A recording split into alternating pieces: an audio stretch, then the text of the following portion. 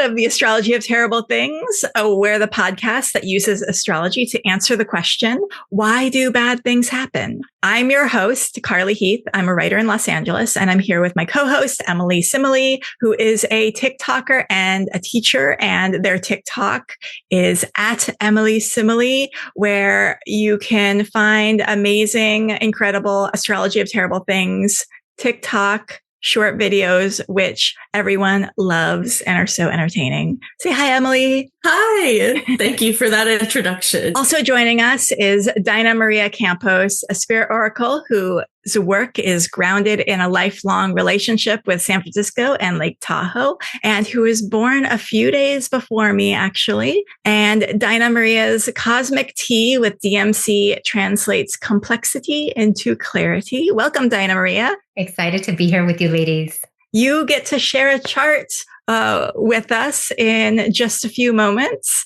and we will then have to guess what happened in that chart, and then we will see if we guessed right or incorrect when you tell us the story of the terrible thing that happened in that chart. But before we get into that, we want to talk a little bit about the astrology that's going on right now. And we are in the final stages of Uranus in Taurus. Very soon, Uranus will be going into Gemini. Since 2018, it's been in Taurus. So how has your Uranus in Taurus been treating you? Ooh, as soon as it ingressed into Taurus, it flipped my life upside down.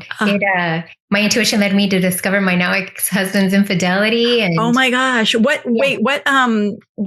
the Taurus house for you? What part of your chart? It rules my sixth. Oh, yeah. The bad fortune, the house of bad fortune. Yeah. And you know what's fascinating though? Right before I discovered that, I decided to stop drinking. And I just felt like I was using alcohol to numb and it wasn't good for me. I felt it in my body so strongly. And so that removing alcohol made my intuition just like hit a whole other level. So it's fascinating that ultimately it Uranus ingressing prompted me to be even more healthy. But that led to a waterfall of other events. Like my grandfather ended up being diagnosed with stage 4 cancer that same summer, ended up transitioning in my home. And then a lifelong family member passed suddenly as well in 2019. It was like thing after thing after thing. Uranus kicked my behind. And also going through a Uranus opposition, I literally felt it the entire time. Not, a year at the peak. It hit the exact degree on 3 different occasions, but I literally felt it the entire time and still do. Wow, that's amazing. That's a lot. Any job changes since it's been your 6th house? Well, yeah, I was basically doing real estate in the Silicon Valley, and it was actually May of last year that I decided to start this business, Divinely Me by DMC, because I was basically helping people find their quote unquote happily ever after, because society teaches us if we find the money, the partner, the perfect home, we'll live happily after. But from my personal experience, I learned that is not true. You could have the house with the fence and the kids and the 2 cars in the garage, whatnot, yada, yada. And still, that's not for me where true happiness lives. So this business is more focused on guiding folks to the home within themselves. Yes, I love that. Yeah, the chaos will continue swirling around you, but if you're centered on the wheel of fortune, you can stay your happy, content Libra stellium self. Yeah. And I'm very, I've studied Uranus very closely now, that the power of that planet, the chaos and the disruption. A beautiful friend of mine passed away suddenly by electric shock this year, also born around the same time that we were born. And so that astrology literally sometimes manifests exactly as that, right? The electricity. That's amazing. Wow. And what about you, Emily? How has Uranus in Taurus been for you? Uranus moved into Taurus right around when I graduated high school. And Uranus rules my 3rd house. Taurus rules my 3rd house. Sorry. And so I graduated high school, went to college. It was the first time in my life that I had ever moved. I did not move out of my hometown though. I went to college in my hometown. But I just started engaging with my community in definitely a different way. And I became a teacher.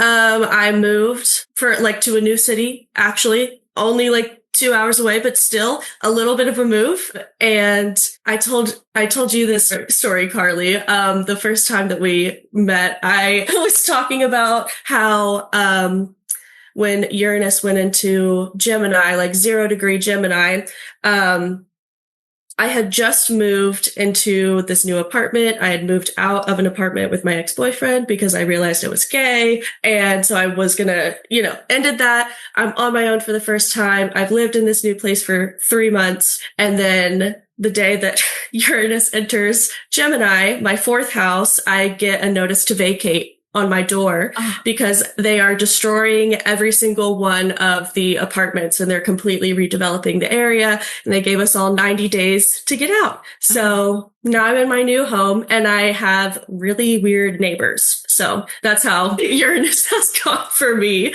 Uranus and Taurus in my 3rd house. Oh, so it's my 8th house. And I feel like right as soon as Uranus went into Taurus, well, one, I had broken up with my boyfriend and I had moved with him to Nebraska while he was starting college. And I bought a house in Nebraska. And when Uranus entered Taurus, I sold the house. I broke up with him.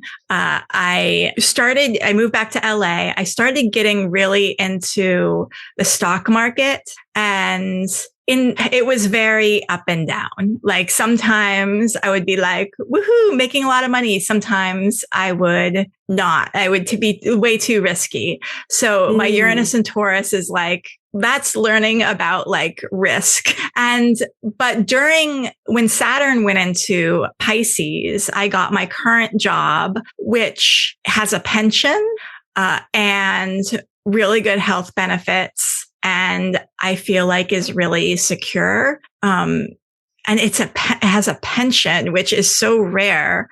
So I'm hoping when Uranus leaves Taurus, that whole like investments, retirement will calm down. I've had to, with taking care of all these stray animals, I've had to pull some money out of the stock market and like pay for vet bills and stuff. So I really hope the chaos of like sudden unexpected expenses in my 8th house, having to suddenly like sell my investments to pay for things, goes away. And we have more of that like good, dignified Venus co-present with Saturn in my 1st house, ruling my 8th house. It gets a little bit more steady. Yeah. So we are going to jump into looking at a chart shared by Dinah-Maria. And I'm really excited to see what you have to share with us. Beautiful. I am excited to share as well. Let me know if you can see it. Yes. Beautiful. Oh, okay. Virgo rising.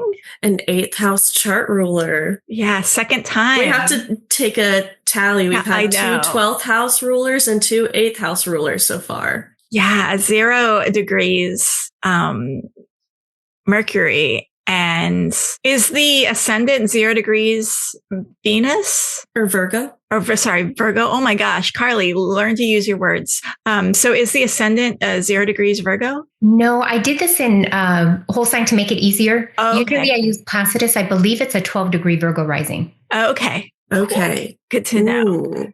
Okay. The sun. So it's with it's a day chart. So it's got an exalted sun in Aries in the 8th house, opposing Mars. So the most malefic planet is Mars in the 2nd house, which is Libra, opposing that sun. I'm getting money vibes already, just finances, I feel like could be involved in this. And that Mars is co-present with a Saturn and a Pluto in the Mars, Saturn, and Pluto in the 2nd house. Ooh. Ooh. This feels like a scam. Yeah. This feels like somebody like a pyramid scheme. I don't know. Let's keep going. Yeah. Okay. So that Libra house, remember Mars is debilitated in Libra. That Libra house and remember Saturn is exalted in Libra. So that Saturn might not be bad. Saturn. That Mars is going to be a lot worse. Saturn in Libra is like, let me make balance. Let me take out things that are not healthy. It's an exact opposition between the Sun and the Mars. Sorry. Yeah. The Venus is in Aquarius, being ruled by a exalted Saturn in Libra. So we also have a mutual reception between Venus and Saturn. So that's, but it's a day chart. So Venus is not all that, but the mutual reception is helpful. Then Jupiter could be like that Venus in Aquarius in the 6th house. That could be like service workers of some kind, like people doing a service, maybe even health. Specifically. Say again? Oh, I was also thinking health. Yes. Like, oh yeah, definitely. Like possibly like people who work with health and service in some way, but like maybe even specifically women because of the Venus, but also there's so many other things that Venus could signify. But that's definitely like, I'm being drawn more towards this like 2nd to 8th house axis. All of this happening here. Being ruled, the final dispositor here is Venus and Saturn. The moon is also very well dignified in Cancer. This makes me think of women. This makes me think of a group of women, mothers of women's health. It's making me think of, so the 6th house is, and the Aquarius of it is making me also think of maybe like homeless women or women outside the margins. Women experiencing extreme financial situations because Saturn conjunct Pluto in the 2nd house, ruling over that 6th house. I feel like this feels like some sort of like definitely women, families, and I don't know. I'm getting like this could be some sort of like big MLM scandal, like multi-level marketing. Because of the mutual reception between Venus and Saturn and the Mars opposition to the Sun, I'm not thinking it's a scam. I'm thinking it's someone doing or something being done to help, like justice, trying to create equality, something trying to bring about change, especially the father, the son, the leader, the patriarchy of the Sun in Aries. And a little Mercury makes me think of a child in there too. Like a custody battle, like, did you want to ask benefic? Oh yeah, we should ask questions. Oh yeah. We get 5 questions. Is this one person or a group? No. How about this? Is this a group of people? Yes. Okay. Is this related to finances in some way? Is it like closely related? I would not say closely related, but it was expensive. Okay. Is this a group of women? No. Okay. Is women and mothers a major theme of it? Women are among the group. Okay. Now I'm like, I want to see. So in the 4th house, we have both Uranus and Neptune, being ruled by that Jupiter, being ruled by the Mars, and then the Venus. Jupiter, Mars, Venus. So I don't know. It seems like maybe something has happened to the like home of, like you said, like people experiencing homelessness, maybe people like this could be like a food bank, people who are in need, something happening to their resources. Is it related to homelessness? No. I feel like we asked our questions. I know. Oh, is that 5? Is that 5 of them? I'm going to think about it a little bit more because there's this the 6th house, the 2nd house, and the 8th house. Yeah.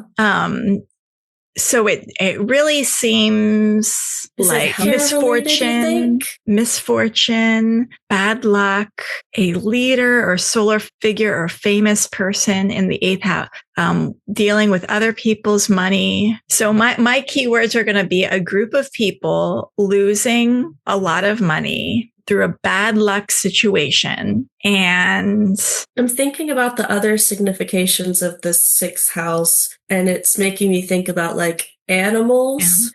And then with the ruler of the 6th house and the 2nd house, Saturn and Libra. I don't even know. Like this, I don't know if this is related to animals or not.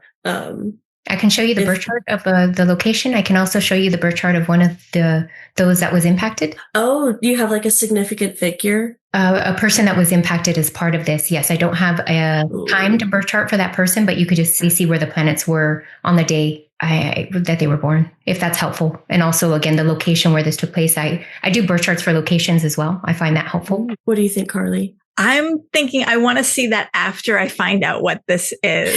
Yeah. But there's something that seems to be like with a leader, a boss, a father figure, a authority of some sort, and bad luck with material possessions. And I feel like it's a community of some sort, a group of people. Okay, I'm ready to hear what this is. Okay, beautiful.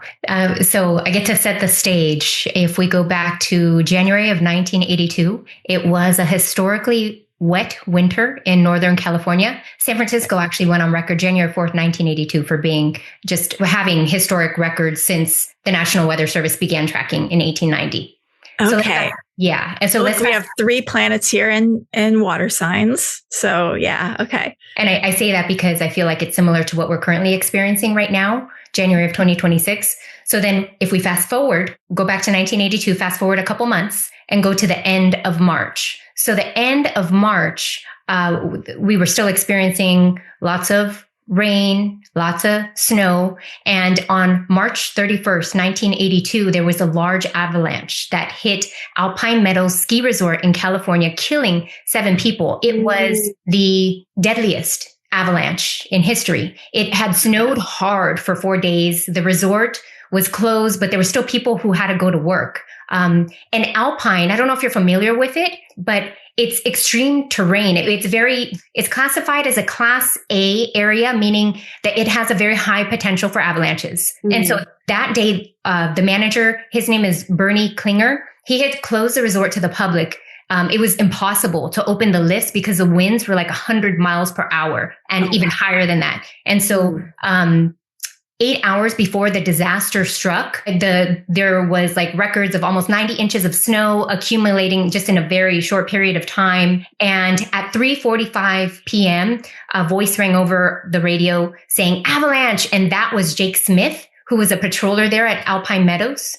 He was heading back to the resort after was patrolling. Alpine Meadows is connected to what's now known as Palisades, Tahoe. And so he had been patrolling and was now driving through the parking lot. And he was the first to alert others of the incoming wall of white. And so I feel like he saved a lot of lives because you were talking about, the male figure. Yeah. And so, the male figures in this incident did everything they could to help. And I believe they saved a lot of lives as a result of that. And so basically anything in the path of the avalanche was consumed. Full grown trees were like snapping like twigs, and it completely pummeled the main lift terminal, the summit chair. It engulfed the main lodge, which housed the ski patrol shack and the ski school. The snow cats and snowmobiles that were parked at the bottom were gone instantly. There was like up to 20 feet of snow from one moment to the next. There was another guy named Randy Buck. He was in the main lodge at the time of the slide, and he heard Jake Smith say avalanche.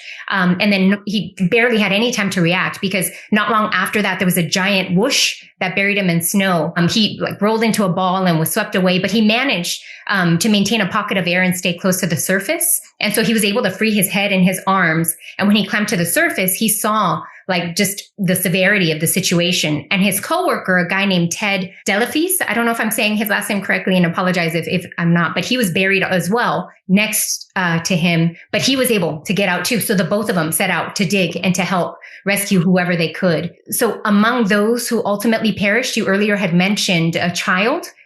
There was an 11-year-old girl. There were 3 out-of-towners who perished. One was Dr. Leroy Bud Nelson. He was a surgeon from Eureka, California. And what's so interesting, and he's a Sagittarius sun with his Jupiter in Cancer. You had mentioned when you were looking at the chart that the moon was exalted in Cancer. Yeah. But it's also squaring Aries, which I have noted for Lake Tahoe specifically that is particularly challenging. Oh, interesting. Yeah, there was another incident last June 21st of 2025 where there was a horrendous event where 8 people ended up passing away. They were enjoying a beautiful day on their boat and the weather's changed from I one heard moment about to the that. next. Yeah. And that was the sun in Cancer squaring Saturn and Neptune, which were briefly in Aries last summer. Oh, wow. Yeah. But going back to the event in 1982, so Dr. Leroy Bud Nelson, again, he is a Sagittarius sun. And I share that because going into the birth charts of those who perished, at least those who had obituaries, quite a few of them were Sagittarius suns. Yeah. The Uranus and Neptune in Sagittarius. Exactly. Yeah. Exactly. And also Dr. Nelson was 39 years old. So he was in a 4th house perfection year. Okay. And so it was his 11-year-old daughter, Laura, who died unfortunately alongside him. And she was in a 12th house perfection year. And so her and her dad basically had been cooped up at their rental for like 4 days in the snow. And they just wanted to go out and get a bite to eat. And they had another friend who at the last minute decided not to join them. And, he did not end up passing away, but I can only imagine like the heaviness associated with like, not joining them. But there was another person, let's see. So we talked about going back to Bernie, the manager. He was 49. So he was in a first house perfection year. He ultimately ended up perishing. He was a Libra sun, with Venus in Leo ruling that. And his assistant, Beth Morrow, she also passed away. She was 22. There's a number of people that were 22. 22 is a tough year. Yeah. And she's another Sagittarius sun. Her sun was applying to Jupiter. And there was a Frank Yeatman, a college student, 22 as well. Another 11th house perfection year person. What's interesting is I found that in July of 2023, his nephew went online stating that their family had not been told about a 2021 documentary that ended up being made called Buried about the incident. But he talked about how his uncle like had a ton of animals, even a pet hawk, spoke very, very fondly of him. So Frank Yeatman's girlfriend, her name was Anna Conrad, and she was also a college student. And what's interesting about her is she ended up surviving. She was buried for 5 days, but was able to get a pocket of air Yeah. And so like no food, no water. She got a little bit of water from melted snow, but she was able to survive. And she's also a Sagittarius sun. But for her Jupiter, her sun in Sagittarius is before her Jupiter. The term is fleeing my mind at the time. But basically the opposite of the other 22-year-old whose Jupiter was applying to the sun. So I just find that so fascinating, right? Because you could be born, you could be the same age, but it's going to manifest differently for you depending on how your chart is configured. And right? I'm sorry, being buried in the snow for 5 days, I would want to die. I cannot even imagine what that's like. But that it does speak to the Venus and Saturn mutual reception, the ability to endure a lot of hard circumstance for a long period of time in order to survive. Yes. And I have her birth chart, not a time one, but if you want to look at it, she ended up losing one of her legs and oh, wow. I believe it was her right leg and then her left toes as well because of, severe hypothermia. But she, to my knowledge, still lives in an area in Mammoth Lakes. Oh, wow. Yeah. And there was another gentleman who perished, David Hahn. He was from the Bay Area. I believe he was from Los Gatos. And yeah, I couldn't tell whether or not he was with Dr. Nelson and his daughter, but those were the 3 out-of-towners that perished. Okay. But in total, it was 7. And yes, went down in history as being the worst avalanche. Exactly. Yeah. Oh, wow. Now that we know that, I feel like we can see the Mercury still being kind of combust the sun.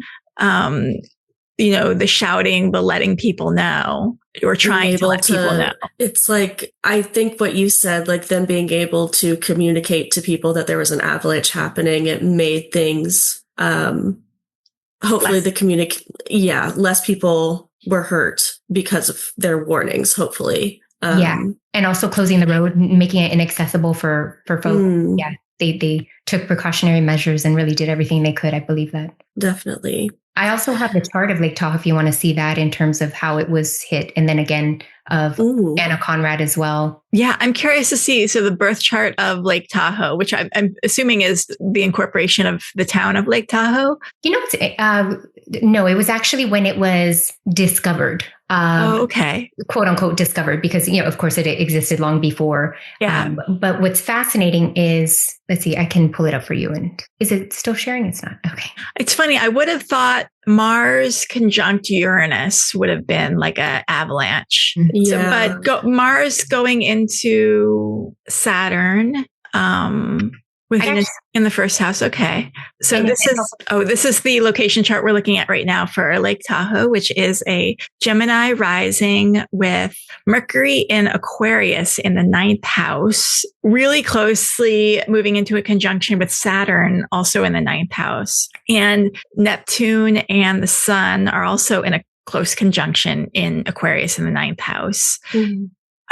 Jupiter is in Pisces, which is in the 10th house, and with co-present with Venus in Pisces in the 10th house. So we get that this is a beautiful place that lots of people love to go to. Yeah, it seems like a long-term vacation home sort of feel, especially with that like Mercury conjunct Saturn in the 9th house. It's like, this is where people like, I don't know, I feel like I know a lot of people from that. I happen to go to college with a lot of people from the Bay Area, and maybe I'm making a generalization, but I feel like they all had a attachment to Lake Tahoe in some way. Yeah, she certainly does that to people. She's mesmerizing. What I keep a close eye on for her for Lake Tahoe is that 0-degree Uranus in Aries, because I have seen that particular point be triggered many, many times. And I do feel like starting mid-February of 2026, it'll be triggered again in potentially very big, terrible ways. And it has a Mars-Pluto conjunction in Aries in the 11th house. So groups of people. And Mars-Pluto conjunction. Yikes. I'll also point out that I did rectify this chart myself. I have never seen it online, but I got the intuitive hit a year ago about Palisades, and my heart went to Palisades Tahoe as opposed to Pacific Palisades. But I literally got the intuitive hit the night before the Pacific Palisades fire started. Wow. Yeah. And so I've learned to really listen to these random intuitive hits that I get. But that's when I went searching for Tahoe's chart. And this is a chart that I feel really fits all of the events that have hit. But ultimately with this avalanche and everything else to come, I think Mother Earth is just really asking us to respect her and her boundaries and her power, and just honor her in whatever way we can. Yeah. Can we go back to the accident chart? Yeah. I could even put them together too. I want to figure out the birth chart of my city. Now you'll have to tell me how all of that goes. Let's see. It's not sharing it, right? Okay. Oh yeah, we're seeing your whole screen. So now we're just seeing the chart. Perfect. Okay. Fascinating. So this one I think went back to Placidus. Okay, yeah.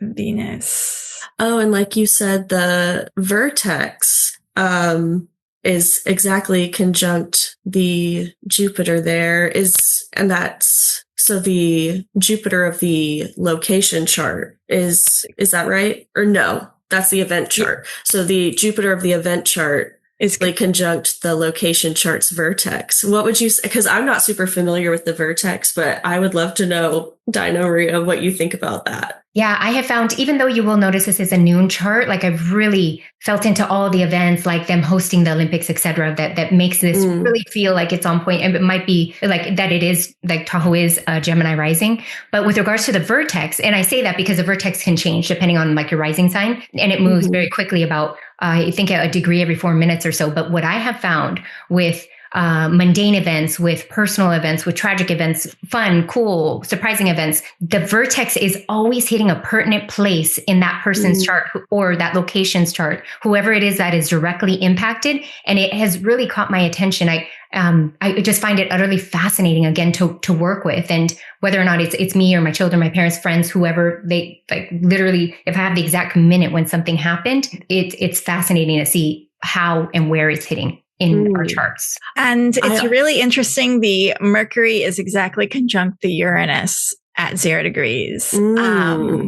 I also, whenever you said the Olympics, I had I'm not familiar with Lake Tahoe, but I mean, whenever I saw the Aries-Mars conjunction, oh my God. Whenever I saw the Mars-Pluto conjunction in Aries in the 11th house, that really made me think of like extreme sports. So like groups of people gathering for extreme sports reasons, which I don't know. I thought that was just very much the Olympics. I don't know if there's other like sporting events and things like that. Oh, skiing. Yeah. Yeah. Yeah. Wait, that's so fun. That's, and there's also like water skiing there, and there's boating, and there's a lot of boating accidents, and there's a lot of, I feel like there's been a lot of deaths at Lake Tahoe over the years. Yeah. And what's fascinating, so I love it. I find it empowering to have this visibility, especially what might potentially transpire in the future. And so for me, I will still go and visit and spend time there, because I do enjoy spending time there. But knowing this, I would be particularly cautious mid-February, because I know that Saturn and Neptune will be on the Uranus, just like they were June of last year when they had this tragic boating accident that made international news. And then also when there is a square to like the Cancer sun, that seems like another particularly sensitive point in the chart. Or, I would keep an eye on things moving through Cancer and squaring that Uranus. So I really think that there's certain, like from February to June, I'm going to, look out for and really feel into. And I encourage people to also not only use the visibility of the astrological lens, but their inner wisdom too. If you get that gut feeling of like, oh yeah, maybe I'm not going to go and try that ski adventure today, then listen to that. I definitely agree. I feel like a lot of people kind of had, I don't know, maybe I'm making a generalization. I had kind of a premonition to not go out for New Year's, and it happened at one of the major cities in my state. Thankfully, it was averted, like it didn't happen, but there was a potential terrorist attack in one of the big cities near me. So that is scary. I don't know, but I try not to scare myself with astrology like that. But also sometimes it's like, it's better to trust your gut. Yeah. What's interesting is that Mercury was squaring Neptune on New Year's Eve. And Mercury is the trickster. I know folks talk about it as being like communication and whatnot, but I have seen Mercury bring deadly things. And there was an explosion in Switzerland. I don't know if you are aware. Yeah, that was devastating. That was awful. Yeah. Have you seen that? The Swiss ski cabin building that people were partying in caught on fire. And it was when the fire was initially happening, people were filming it with their phone cameras and not taking it serious. And then all of a sudden it went from just kind of like a little fire, and then it just engulfed everything, and everyone was screaming and cramming to get out. Oh my gosh. I want to look at the chart for that. I wonder what's going on in that 5th house. Yeah. And a lot of those folks were younger, like, children. I know earlier you had asked, like, well, what age is children? I haven't really felt into that, but they were like 16, 17, maybe 18. And so I think also Neptune at 29 degrees Pisces, there was so much confusion, fog. It didn't register right away. Like, this is serious. Like, let's take action right now. But yeah, so tragic. So we've been doing like a lot of looking at past terrible things. And I thought it would be fun is fun is not the correct word. Interesting to look at a chart, a terrible event from the future. And so Dinah-Maria is going to share a future terrible chart, and we're going to see if we can guess what the future terrible thing is. If it goes the same as how we've been guessing so far, we might be a little off, but we're going to get better every single time we do it. Yes. And let me know if you can see. So we're back to whole sign. So it's a Gemini rising chart. Okay. So this is not too far in the future. This is when we got that stellium in Capricorn. We have Mars, Mercury. This seems like the president is doing something stupid. Yeah. New moon in Capricorn, which is nearly conjunct Mercury and Mars, and Venus and Pluto in Aquarius. Neptune and Saturn are moving ever so close together, very much within orb. And Jupiter is in Cancer at 18 degrees, and Uranus is still in Taurus at 27 degrees. I personally wouldn't be surprised if something happened with the Epstein files again on this day. I mean, I don't know, just like all of the planets in the 8th and 9th house, all of that together is kind of like getting some sort of a reveal related to a public figure, and maybe even something specifically like with like women exerting power over women, and with it being in the 9th house, maybe even related to like legal things. But that's, I don't know. I feel like we've been hearing things about the Epstein files coming out for quite some time. So, and I wish I had been following some of those transits more closely, because I'm sure that if that is something that would happen, there would be some sort of a recurrence happening here. But what do you guys see? I'm not paying too much close attention to the ascendant, because the chances that we will get an event to happen exactly at that ascendant point is very unlikely. So I'm looking at more like this is probably going to be something that happens around the time of the new moon in Capricorn,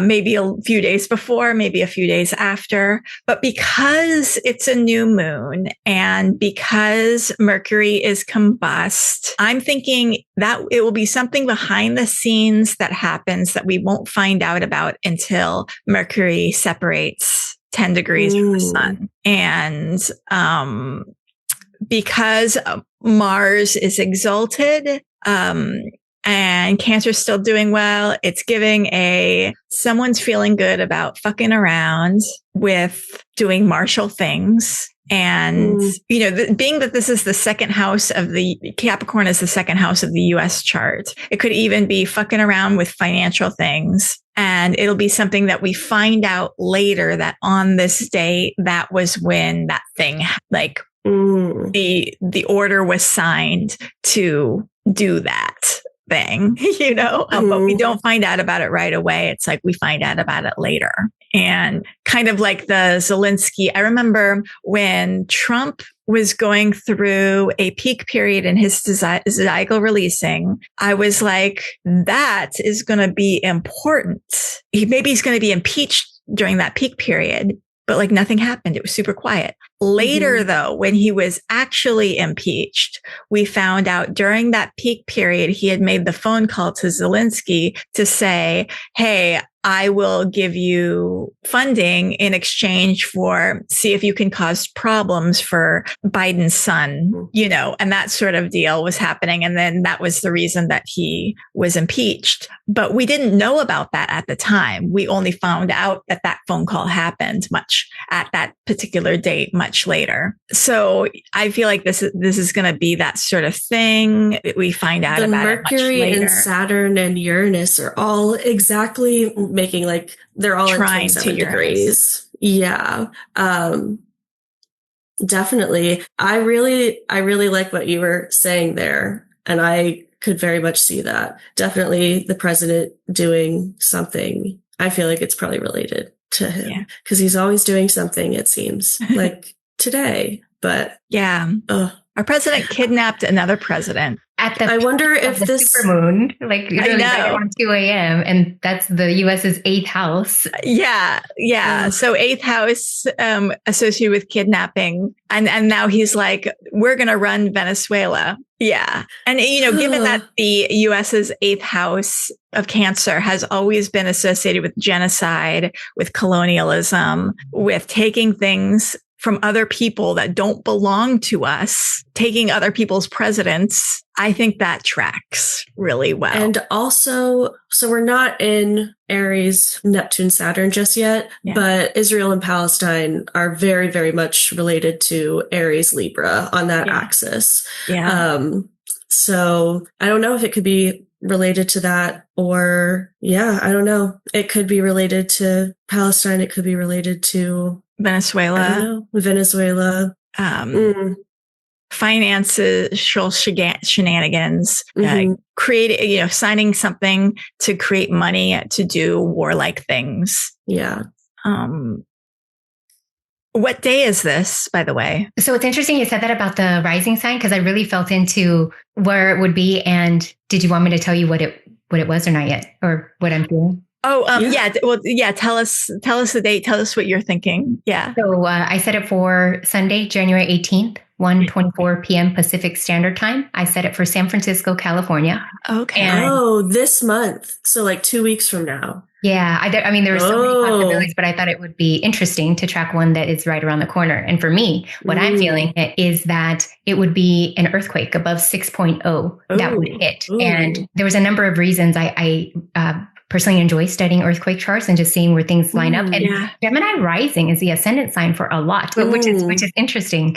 But I actually had put this together before the 6.5 earthquake hit Mexico City just a couple of days ago. I don't know if you saw that, but it's interesting because that particular one, I mean, it was very similarly lined up, although the moon wasn't in Capricorn. But so what I was feeling is that it would be an earthquake. You have all that Capricorn energy trining Uranus. And I have gone back and confirmed that larger earthquakes in the past have done that. They don't do it every time, but I have seen, the patterns.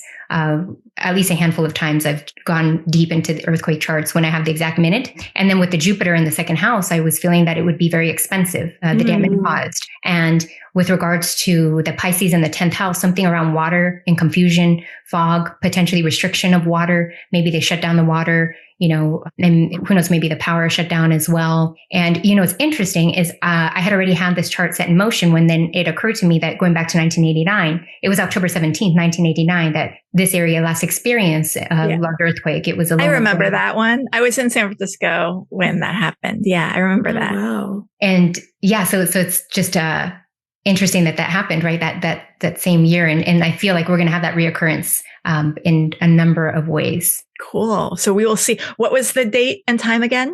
January 18th at 1:24 p.m. Pacific. Okay. Let's watch out for earthquakes on January 18th. Let's see if that happens. And we'll have to talk to you on a future episode to see if we got it right. Yeah, I find this so empowering and so helpful, and not in a like freak yourself out kind of way, just of like, okay, cool. I'll be prepared. I'll have a plan. I'll have those tough conversations. I'll line up extra water, non-perishables, etc. And it's actually, again, having this tool in our toolkit is massive. So this concludes another episode of the Astrology of Terrible Things. Dinah-Maria can be found on Instagram at Divinely Me by DMC, and Emily Simile can be found on TikTok at Emily Simile. Emily spelled with an IE. And this is the Astrology of Terrible Things. We're on Instagram at the Astrology of Terrible Things, all one word. We are on YouTube and everywhere you can get your podcasts. I have another podcast called Haunted Hollywood Hour. That's what this hat is. I keep on forgetting to mention it, but I'm mentioning it now. So if you want spooky stories from Hollywood history, check out that podcast. And in the show notes, I have a link to a GoFundMe. If you are up for helping fund animal rescue, I've rescued some cats that have needed medical care, and I could really use some help getting their vet bills paid off. So even $5, if you have it, can really help. Until next time, don't be afraid of terrible things. They're part of life, but maybe you can have a little fun being terrible. Yes. Stay terrible. Stay terrible.